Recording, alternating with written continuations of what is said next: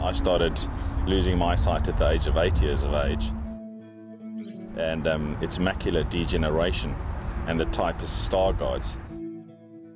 It's very common amongst older people from the age of 75 and above, but it's a hereditary recessive gene, and I got it when I was 8 years old.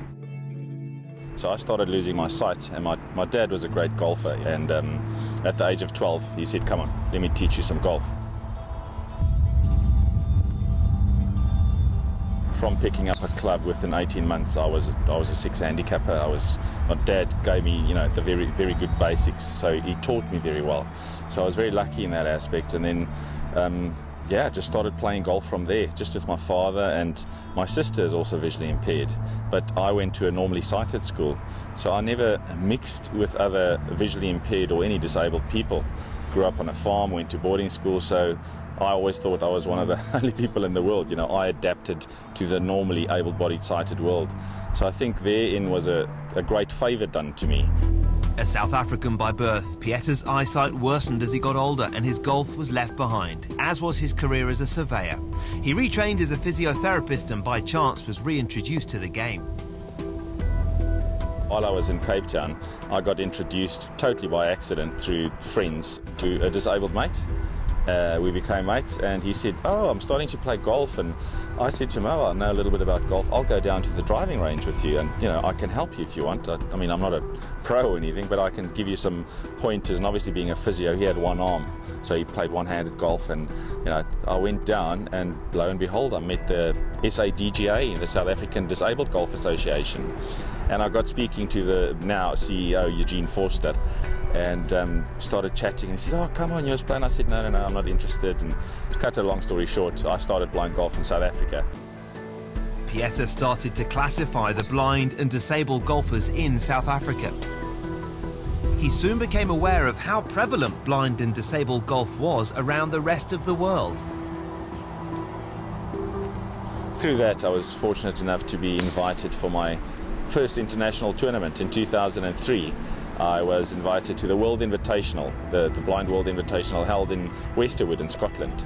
First ever tournament, and I met the Scottish and English people, and there for the first time I saw loads of visually impaired people in golf, and I never realized it was that big over the world. Still small, but I mean massive, where you can go to any country and have a blind golf association that you can join. A natural athlete and a golfer from an early age, Pieta was soon collecting silverware in his native land, but it was international success that he was really chasing. Obviously, through winning the South African Open a couple of times, I was lucky enough to be invited for my first Blind World Golf Championships in 2008.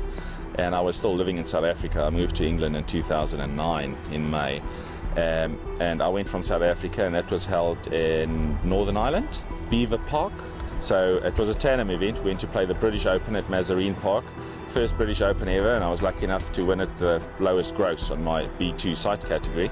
And I went on, I won the World Championships as a B2. I became the world champion, and so it was a fantastic trip, obviously. In blind golf, participants are reliant on their guides, who will work with the player to describe how the ball lies, the yardage, and most importantly, set the player up correctly. Without guides, we can't do anything. And blind golf is really a team sport. If you are really only as good as your guide, and the more you have a relationship and the more you play together and you get to understand, the player's game from a guide's point of view, you can give him better and better advice, and you just become stronger and stronger.